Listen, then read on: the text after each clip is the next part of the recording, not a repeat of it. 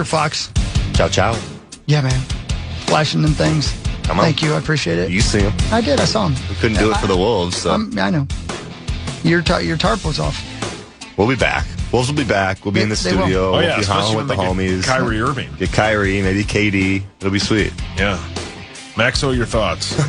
Oh, Kyrie would be sweet, man. I know.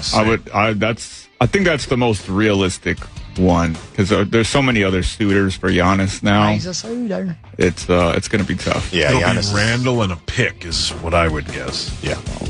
It'd be hard to keep Dante DiVincenzo, too, but... I'd trade Randall for one of these Chick-fil-A sandwiches right now. Yeah, I'd order you one, but too bad. Oh, man. You can't eat it, right? No, you got a blender? Bullying.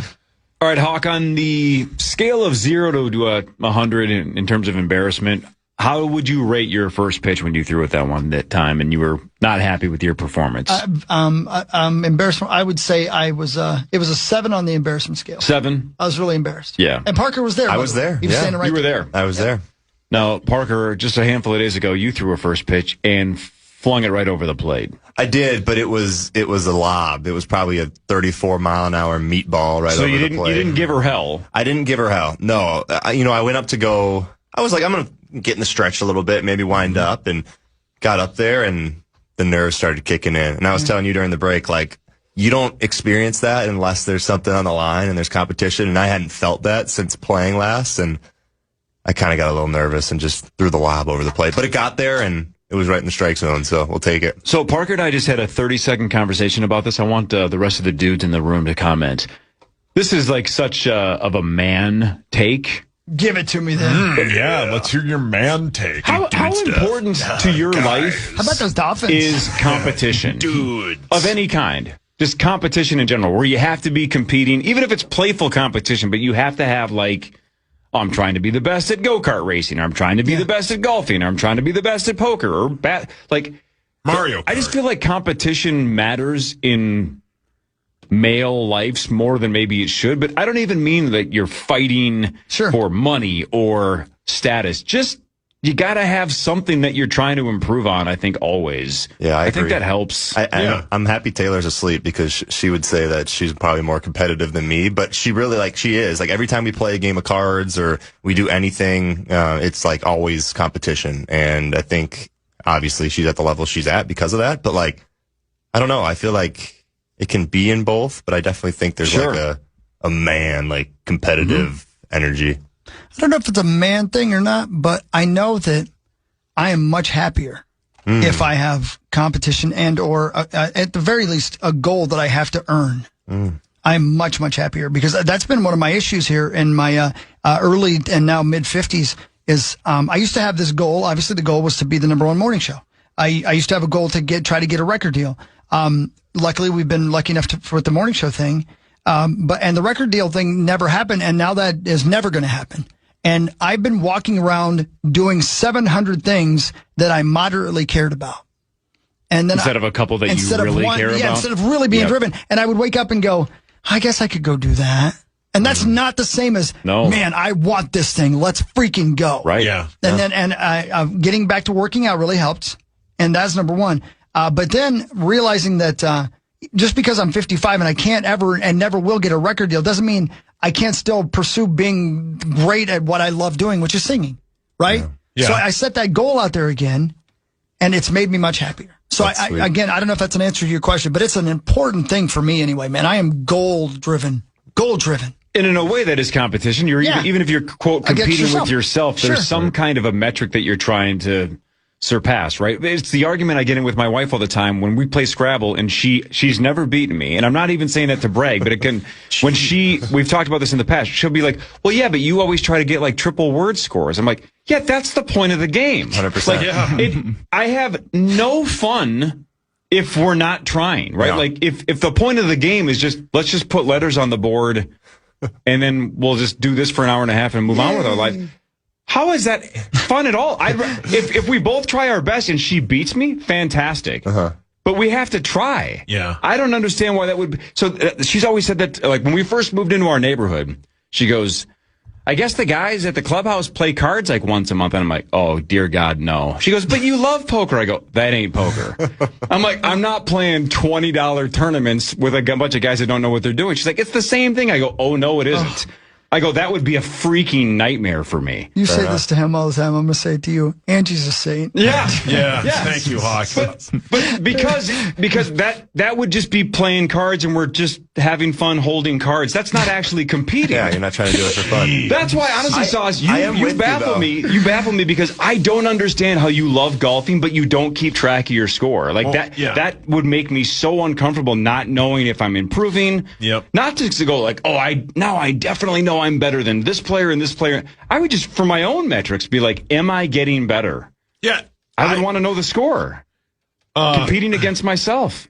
Couple of reasons. Yeah, a couple of reasons that I play golf is it's, I heard somebody say it like 10, 12 years ago that it's the one place you can find, like, if you're trying to, like, swing a business deal, and that's not what I'm doing, but, like, it's the one place you can get 4 hours of somebody's time as opposed to, like, a 10-minute phone call, right? Mm-hmm. And Why I'm like, would you want that? Yeah, but, and almost everybody I play golf with is better than me, so, like, I've just resorted to the fact that, like, in life and in golf. But, yeah.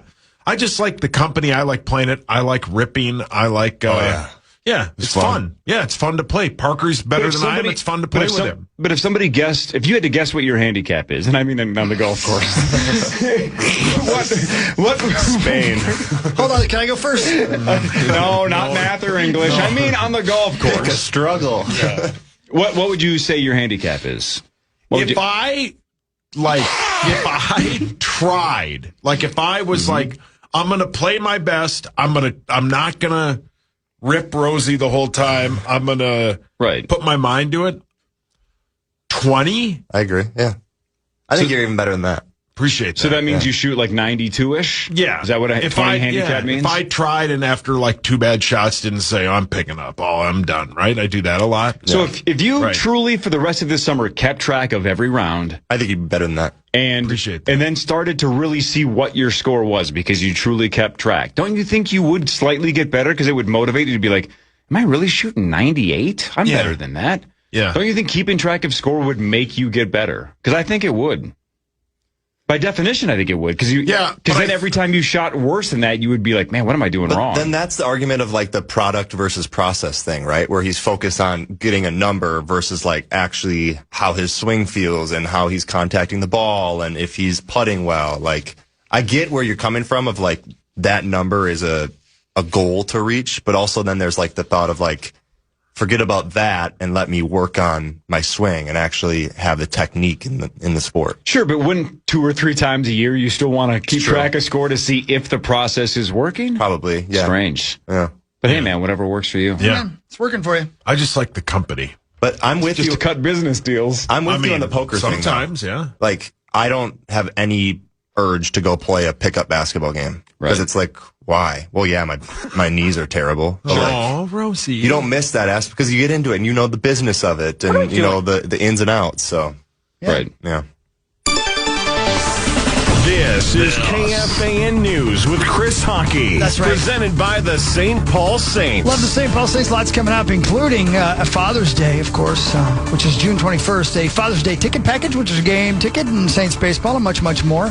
Check that out, saintsbaseball.com. But let's not forget the Wanna Have a Catch ticket package. Again, Sunday, June 21st. There's a sweet shirt that says, Wanna Have a Catch?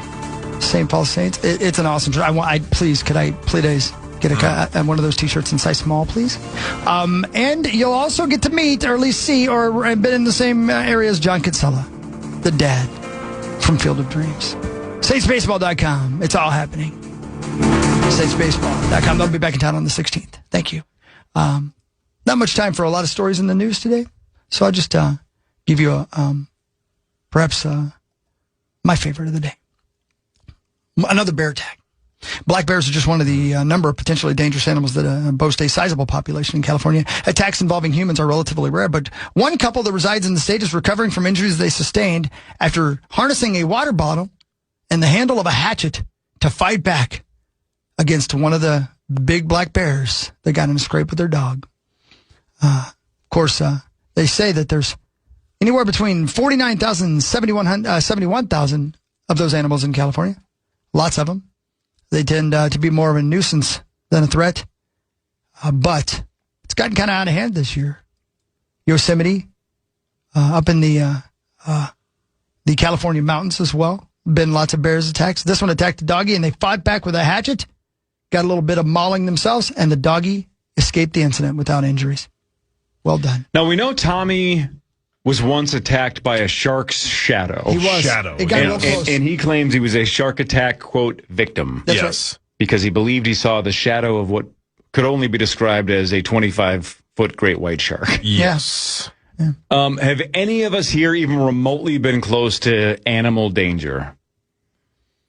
I saw a snake once.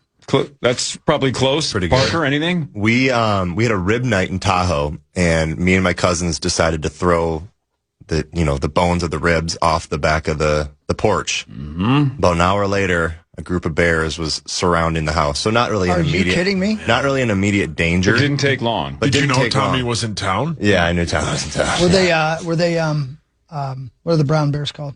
Grizzlies. Grizzlies? Yeah, I mean they were brown bears, so if that is a grizzly bear, then yes. Oh, dude. But yeah, we were safe inside the house, but like there was probably I don't know, are they packs when they're bears? I don't know. A group of bears were basically eating the bones that we were throwing off, which wasn't smart because in Tahoe, like you lock your garbage, you do the whole bit, Right. you know. I bet, yeah. So that was I've very heard smart. Tahoe is unbelievable. It's unbelievable. I got to get there. Sauce, Max, Zach? Yeah, when I was growing up, there was a pit bull in the neighborhood. They had to tie a cinder block to it because it kept getting loose. First, it kept getting loose. Then they tied one cinder block, and that son of a bitch was strong. So they had to do two cinder blocks eventually. It used to chase us all around the neighborhood. But when I was I climbed a mountain in Bogota, and I came down, and there was a wild dog in the mountain, and it snarled at me, like it showed its teeth. It looked like it was about to attack. How big? It was pretty big. Like it was pretty scary. I Like grabbed the size of a lab or something? Yeah. Or that kind of a, and man. It was, I grabbed my Afro pick like I was the Afro samurai, ready to just like chop this, up. And Or braid its hair. yeah, sure. And it charged at me at first. We were like a decent distance away. It charged at me, and then for whatever reason, it just went the other way. It just like went left instead of coming right at me. But my nuts were in my stomach. Ooh, sure. Zach, you ever been smothered by a bear? No, but I have had nuts in my stomach. Oh my God! Come on, man! God. How was that not way over the line? Yeah. You suck. There was one time when my mom and I had to like basically live in our car because this dog wouldn't leave us alone. It was real scary. His dog was pissed. Just try it. Keep going. And Keep selling it. I've never seen the movie, so that's the only part I know. We were hiding in a car. The dog had real big teeth. I think its name started with a C. It attacked the car. It ate garbage. It killed a bunch of people in the neighborhood. It was real sad. Clifford. Yep. That bastard. The big red dog. Yep. I also have not seen Cujo. I haven't. You have, right, Hugs? Of course, yeah. You read the book. Is the book good? It's better than the movie, yeah. Yeah. That's a terrifying, because it's like old 80s like scary movie where it's low budget, but my God, that dog's scary. Do you remember going to video stores and seeing the cover Yeah. of like 80s horror movies? yeah. And I remember being 7, 8 years old going, I don't even want to look at the cover of that movie, let alone rent you that and I movie. are more similar than you think. Well, it was a different time. Yeah, I was terrified of it. Hated it. I hated scary movies. Even the cover of Critters made me nervous. Yep. That movie sucks. That's but I've one of seen Swartzen's it. best bits. The car That's from it. Critters? Yep. That's a great so bit. good, yeah. Yep, that's it. It's so good. Even Researchers- Leprechaun. You guys have Oh, yeah. Oh, yeah. That That's it used to terrible. terrify me. It's the lamest, it's awful. unscary thing of Oh, all it's time. horrible. Leprechaun in the Hood, though. That's a great movie. Is that which Not one seen is that one. Jennifer Aniston in? One of the first ones. That's her. I think that was her first movie role. Was Leprechaun. Hawk loved Leprechaun, the movie. Well, it's good. I like Yeah, you Googled that before. Luscious Leprechauns as one of the Yeah, sequels. you've 100% Googled that. 100% on Rotten Tomatoes. Yep. Is the book better? Yeah. Yeah, it is. I can confidently say that's 5 words I've never put together in my life. The book is better. Researchers in Finland say bumblebees' brains are buzzing a lot more than previously thought, solving problems similar to tests used with chimps and elephants. University of Oulu,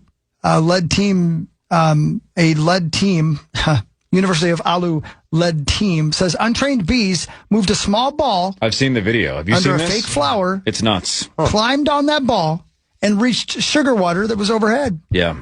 Scientists say the results point to a goal-driven problem solving, not just instinct and not just luck. Bumblebees help pollinate food crops, but researchers say there are now nearly 50% less of them than there used to be in North America. Yeah, the article I read a couple days ago is that bees have insight. Yeah. Think about that. Like, you just think, well, they just do like the same 4 things because they don't know what else. Yeah. But then you see this video and you're like, dear God, they're problem solving. Figuring it out. They're figuring out puzzles like a freaking octopus. Yeah. Man, nature. Pretty cool, man. Fascinating. Yep. Pretty cool. Bumblebees and whatnot. Yeah, man. Outstanding. My wife still has bees in the front yard. She gets them every year and they hatch and whatnot. Yeah. It's weird. Yeah. We just got bees. Yeah. I don't know what the point is. They do something. They do a lot. Gotta have them. I know that. Yeah, they're flying around and they don't sting anybody. They're just flying around. Yeah. Pollinating. We have bees on our front porch. I don't know. It's bees. You know? Whatever. Free! No. Sauce will do sports after this. This is the Power 2 Morning Show on the Fan.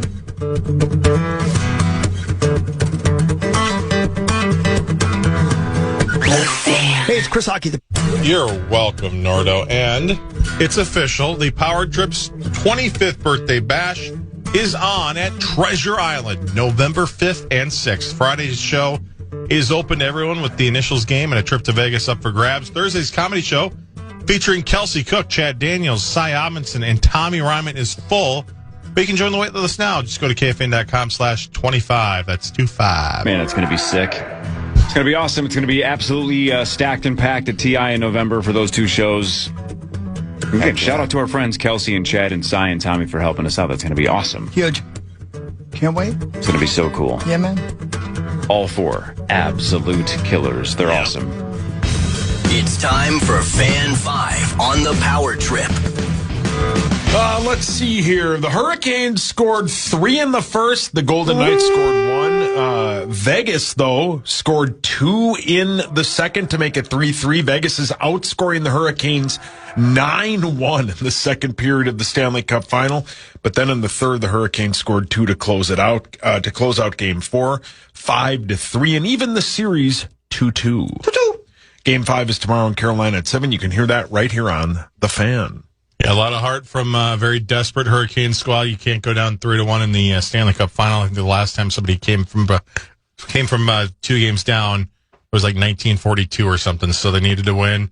They got the win. They will force Game 6, potentially Game 7. I think it'll go all that whole distance. This has been a wonderful series.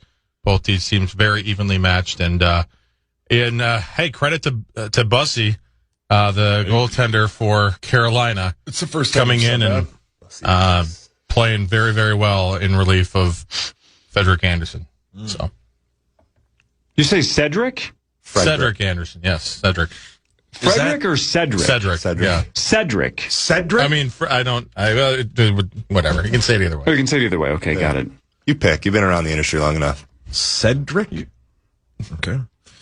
Also, Zacho, the Wild signed Michael McCarron to a 6-year, $20 million deal. Love his size, love his ability to win faceoffs, and he's a competitor, and he's going to be a big help. They fell in love with him when they traded for him. Oh, yeah. Gave up a pretty penny, and they're going to keep him around for 6 more years. So, love the signing. Great job, Billy. Oh, okay. The Twins lost 10-4 to Detroit after an hour and 25-minute rain delay that delayed the start of the game. Your Twins are in an absolute free fall. They've lost 5 of 6 in 10 of their last 13. They are 30-38. You love it. Same 2 teams today. Well, I have money on the under. Of course I love it. Yeah, they're struggling a little bit. Yes. Their bullpen is awful. We were just talking earlier. You just asked, do people bet against the USA in the World Cup, right? Do you bet with your head and not your heart? Mm-hmm. Sauce loves betting against Minnesota. Yeah, you do. That's why I'm surprised you didn't bet against the Minnesota poker players, because you love when Minnesota loses. Yeah, you love profiting off of them. One Minnesota poker player that I really like. Okay. Oh, yeah, it's over for the Twins. Let's see here. The NBA Finals continues tonight at 7:30 in NYC. The Knicks lead the NBA Finals 2-1, and they are 2.5 to 1.5 point favorites tonight. Parker, groundbreaking take. I don't know if you heard it driving in. No one's ever said what I said before, but I truly think whoever wins tonight wins the series, and that includes if the Spurs even it up at 2. I think it's the Spurs to win. It's pretty high level stuff. Yeah, right? Yeah, really high level. No, I thought of that myself. I do kind of agree with you though, but the one argument I will have is the Spurs could win tonight, but New York is so experienced and so veteran based that like they could easily bounce back as well. But I do kind of agree with the thought of like, hey, if the Spurs continue to get hot, they're in a really good position. And then if they do go down 3-1, New York does have that veteran experience, have good coaching, and they got Jalen Brunson, who's he's not playing great, but he's finding ways to win. So we'll see. But it's a heck of a series. It's been really physical. Who do you like? I still like the Spurs. I do. I just think they have like the leg up on their athleticism. I think if they continue to shoot the ball the way that they have been shooting, especially deep into the fourth quarter, and then Victor Wembanyama, he's just the X factor. He was terrible in game 2. He had the look to try to win that thing in game 2, but I just think he's too dominant. He does too many things on both sides of the floor that if it comes down to a tight game, they're going to find a way to pull it off. Mexo? Yeah, man, I thought the Spurs got back to playing the basketball that they like. They started getting more out of the non-Victor Wembanyama players. Stephon Castle stepped up big time, and he looked like the Stephon Castle we saw in the Western Conference Finals and in the second round against the Timberwolves. And they were able to get to the free throw line like crazy. I think they shot something like 22 free throws in the second half. Mm-hmm. So that was a huge X factor in that game 3 win for them. And just in general, I mean, they've had double digit leads in every single one of these games. They've been getting off to hot starts. They just haven't been able to maintain. We've all been there, boys. You know what I mean? But, so they were just, and the Knicks are always going to battle back. The Spurs haven't been able to get those clutch moments out of their non-Victor Wembanyama guys. And De'Aaron Fox, he didn't have a great shooting night, but man, he hit some big time shots late in that game. And I just thought in general they were able to kind of get more to their run and gun style of game, and they turned it over a little bit less. So I was really impressed by the way that they responded in that game. But I still feel like New York has the edge after seeing what we saw in the first couple of games. And just in general, I mean, they still were able, every single time they're able to battle back, and they're getting the I mean, one night Josh Hart has 0 points. The next night he looks like Steph Curry, you know, and then OG Anunoby's still shooting out of his mind. Like Parker said, Jalen Brunson he still hasn't had like an efficient night. He's scoring, but it's like 30 shots to get 30 points. So if he has a night that we know that he can have, it could be lights out for the Spurs. Do you guys feel like the Spurs and Wolves played 3 years ago? Yes. Yeah. Not like the Avs and the Wild. Yeah. That series was this year. Yeah. You know what I'm saying? Mm-hmm. Oh, doesn't it feel like it was 4 years ago? Yeah. And it's not even over yet. Hawk, your thoughts? He loves how long the playoffs are. I feel like we play in a different league than these other teams. Like literally, like that. Our season ended and theirs started. I'm reading a story on The Athletic right now, guys, about catchers now using this one-legged stance. It's in the year 2020, 23% of pitches were caught with this one-legged stance. Here in 2026, 96%. So 23% in 2020. 6 years later, 96% of the pitches are caught with this one-legged stance. But the problem is everybody's getting hit in the nuts. And I'm going to tell you right now, man, this story, I'm sorry you guys are talking about basketball, so I deviated a bit. I love good writing. Listen to this. A simple question touched a literal sore spot. Does it seem like catchers are taking more foul balls to the balls? Oh, nice. Why not just say it? Yeah. Soon, Cleveland Guardians catchers Austin Hedges and Bo Naylor were comparing how often they'd been hit below the belt this year. Hedges razzed Naylor for constantly absorbing baseballs to his nether regions, as if Naylor wore a magnetic cup. Hedges, meanwhile, boasted about only being struck there once in the first 6 weeks of the season. He could come to regret his gloating. Later that same night, Hedges took a foul tip to the crotch. Got to be the worst. The next day, he was struck again, this time in the inner thigh, the worst foul ball a catcher can absorb. Hedges said it was so painful, it takes your soul with it. Oh man. The baseball left a cantaloupe-sized bruise, a scatter spot of purple and yellow. You just had to put it into the universe, Hedges shouted at this reporter. Or no, I'm sorry. You just had to put it into the universe, Hedges shouted at the reporter, him, who insists that it was a hex on his family jewels. 3 days later, Cleveland closer Cade Smith spiked a splitter while warming up. This time, the baseball ricocheted off the dirt and plunged directly into Hedges' existing thigh bruise. Oh. The one that was already there. My God. I don't think you could pay me enough money to go play catcher. No. Around the league, more and more often, catchers need a minute. It's become routine to see the umpire call time as the catcher lies in agony. Oh. Guys are keeling over, says Detroit's Dylan Dingler. What? I mean, he sounds like the expert. He does. Yeah. There is no data on the specific phenomenon, but the dozen current and former catchers the Athletic spoke to agree that it is happening, and they agree it's happening because of the one knee stance. It's helping people prolong their careers, but it's destroying their nuts. We got to ask our guy about it the next time he's on. And I'm going to look to see if he uses it, because it looks like all the catchers do, but you got this one leg kind of sticking out there, so you got a whole thigh exposed. Oh, man. And seeing these guys getting hit in the nuts, you can see it, their life ends for a minute. Like they're praying for a gunshot. They're praying. They're like, JFK was lucky. Oh, he for sure uses it. I'm looking up pictures, yeah. Oh, man. Oh, and there's just way too many videos of guys getting hit in the nuts on this story. Oh, my. Look at this guy. Look at this guy, Maxo. Watch him. Oh! Somebody he looks like he got hit by a gun, honestly. They need to set the Jackass theme song. Oh, yeah. Can you imagine having that bruise and then the next day getting hit in that exact bruise again? Horrible. Oh, man. Nice job, dude. That's a good article. Never thought I'd be that entranced by an article and getting hit in the nuts, but my goodness. Mm-hmm. Greasy. All right, Vikings news in a second. Parker Fox is here. More of the Power Trip Morning Show after this on the From Fan. the 1-800 Ask Gary Traffic Center. Come hang with KFAN's Parker Fox this Thursday at Freight House in Stillwater. Enjoy live music, drink specials, and chances to win some awesome prizes. The party gets rolling at 5 o'clock. See more at KFAN.com, keyword calendar.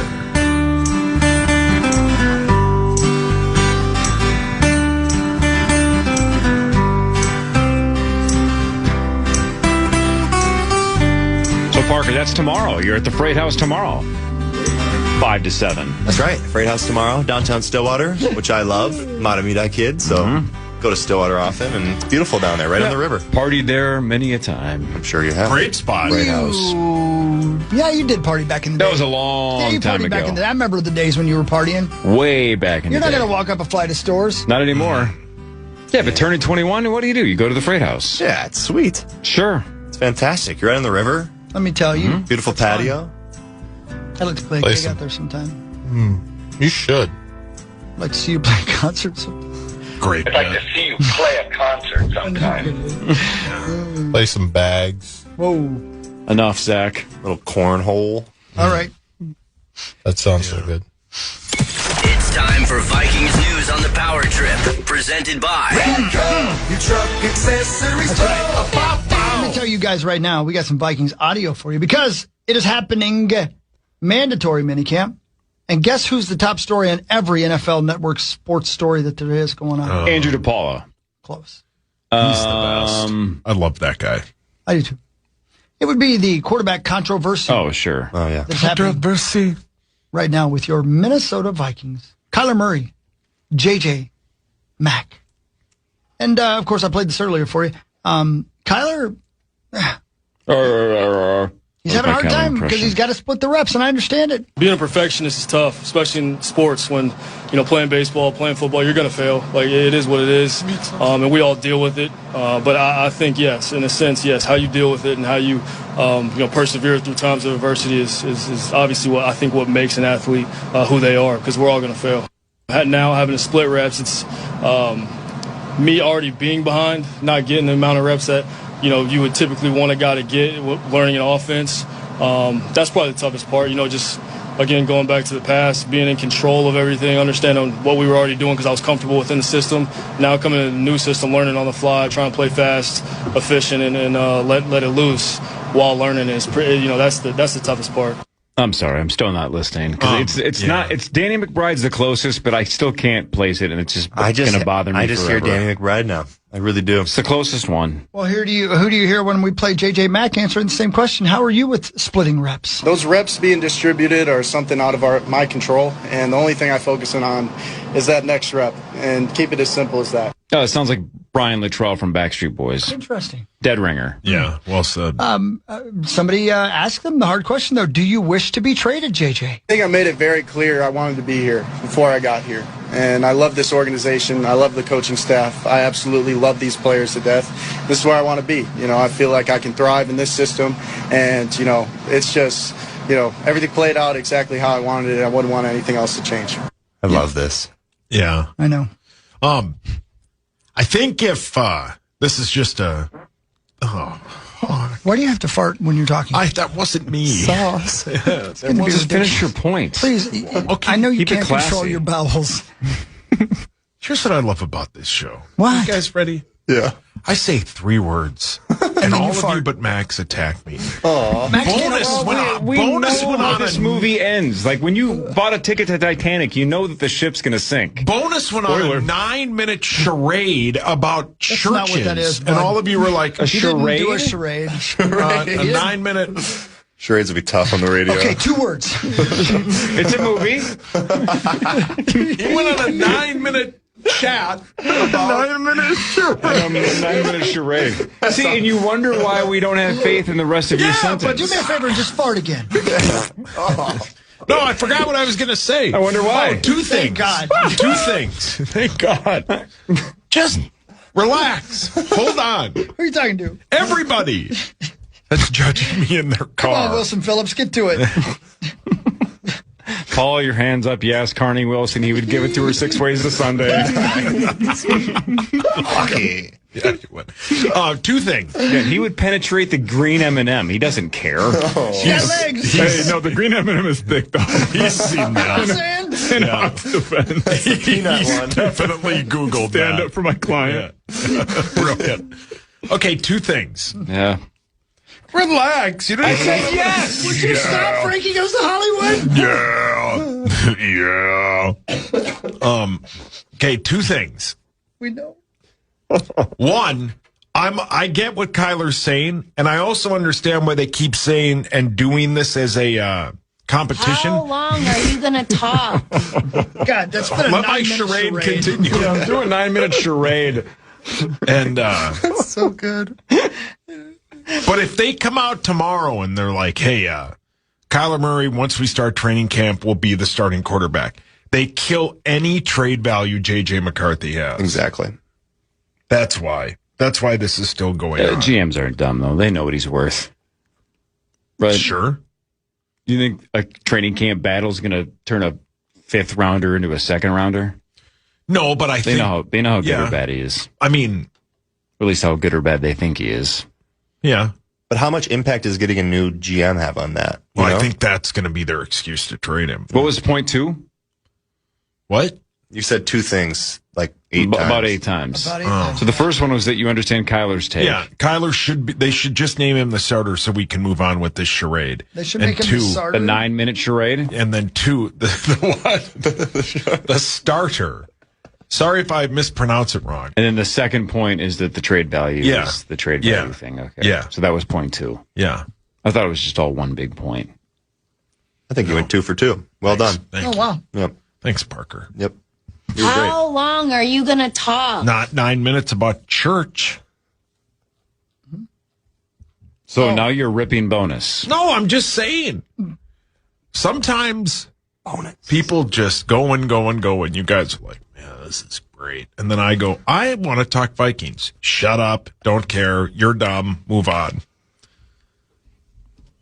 You can read my mind. Yes, Always the mentalist over there. And then Hawk farts. That was our pre-show meeting this morning. Yeah. Has anything happened with O's? Is he still around? He's still around. Os. You remember the movie What Women Want with Mel Gibson? And I mean, Hawk loved that movie. I'd like to see you play a concert. Parker, think of this this concept. It was he could read the thoughts of everybody around him. So essentially, So good. he knew exactly what women wanted. He could flirt with them because he could tell if it was working or not working. He knew what they were thinking. Man, what a superpower. That is the ultimate superpower. It is. Out of any superpower you could possibly imagine, I think you could dominate the world if you could read other people's minds. Truly do. Probably. Yeah. Although, would you guys want to know, like, for example, if you walk down the hall and every single person thought what they thought about you, and then you knew what they thought about you. No way you'd want to know. There are aspects of that would be absolute hell. Corey. Yeah. Because they wouldn't be able to filter their thoughts and be like, this guy's the worst. I'd get fired. Corey. Yes, Chris. There's nobody down the hall. Oh. There's no hall anymore. That was a test. You passed. See? That's my bit. My impression of you is slowly turning into Bobcat. It really it is, yeah. Hey, what do you... I don't know. That would be it would be heaven and hell at the same time, right? Because, man, you could get rich really quickly. Yeah. Really quickly if you knew other people's thoughts.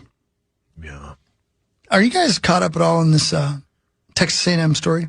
Yeah. With the Texas Tech? Not I'm really. sorry, Texas Tech, yeah. Yeah. I just know the Brandon headline. Sorsby. Yeah, the gambling and whatnot. He bet on himself a billion times or something. So Texas Tech quarterback Brendan, I should say, Sorsby is back. Sorsby won an injunction against the NCAA that will allow him to play for the Red Raiders in 2026. That happened on Monday morning. The stunning ruling concludes a 6-week legal saga that kicked off April 27th when the NCAA announced it was investigating Sorsby on allegations of gambling while he played for Indiana in 2022. As Sports Illustrated noted in May, the filing stated Sorsby placed at least 40 wagers on the Hoosiers' fortunes in 2022, though never on games in which he participated. That same day, Sorsby announced he would enter rehab for gambling addiction, and the Red Raiders stated their intent to support him. Now that support seems to have paid off, with Coach Joey McGuire's team's chances for the Big 12 and national title conversation saved, at least for the immediate future. Great article again in The Athletic today talking about how people have gone crazy about this ruling, basically saying that now there's just no ramifications for any kind of cheating and any kind of gambling and anything. Everybody blaming the NIL. You're somebody who was just a Big Ten athlete, just a college athlete. What do you think of all this, Parker? Well, for me, the funniest bit is like all that needs, and I could be wrong on this, so correct me, but all that needs to happen is there needs to be a judge that rules him eligible, right? Right. That judge was a Lubbock County judge. And it was a Texas, I think I read, was a Texas Tech alum. Yeah, and you know all the money that's there. I can guarantee you there was somebody in the back of, of some room telling him, hey, make sure this kid plays and we'll make sure you're in a good position for the rest of your life. So, like, I don't know. I think there's just so much behind the scenes and the money of it, especially at Texas Tech, which is insane that West Texas oil money is flowing there. They have more NIL money than about anybody in the country. But for me, really what this showed is like the NCAA doesn't have any power anymore. Like, you're letting a kid who the rules say you can't bet. You can't do it. And he almost spent $100,000 betting, and you're going to let him play. Hockey! If there is only one rule around gambling, it should be that rule. Yeah. You can't bet on games you play in. You either can do it or you can't do it. Right. And if you can't do it, you shouldn't be allowed to play. It's pretty simple to me. And then the fact that you just need one judge, a local judge, who's obviously going to vote in rule of the starting quarterback for his hometown team. I don't know. It makes zero sense to me. I agree. We see guys like going to prison for this, like federal crime for. I think I saw something the other day on Twitter, and it was the guy whose brother plays for Denver who bet on games. Dante Porter. He's banned for life, and all these people that have, Pete Rose banned for life, and then it said this Sorsby kid 2 games, and it's like, well, that's ridiculous. If you're betting on your team, you should not be able to play. I 100% agree. He plays for the Nets now too, by the way. But yeah. Oh, does he really? Yeah, he got traded. Hawk was going to tell me that. But no, I 1,000% agree. It's like there's the rules that are in place, and if you're not following the rules, there's consequences. And you can't just escape the rules because you're a starting quarterback, and there's a lot of money around. Right. Sorry, Parker. In a poll yesterday, The Athletic got back results that said 85% of the people who responded to the poll said it spells the end of college football as we know it. Jeez. Yeah, the NCAA is in a tough spot because moving forward, they've basically shown they don't have any power. So what's the point of it? It's And I can tell you, at this level, it is pro sports. There's not a starter in the Big Ten on the basketball roster who's not making near $1 million. That's not amateur sports. The weird thing here is, though, this has very little to do with college football. You can't do this in the NFL. You can't do this in the NBA. You can't do this in any sport. You shouldn't be able to do this. No. It should be against the rules. Yes. It should, and again, it doesn't have anything to do with NIL. You can't bet on the sport you're playing in. Mm-hmm. And if you are found to be doing it, then there have to be consequences. There has to be, yeah.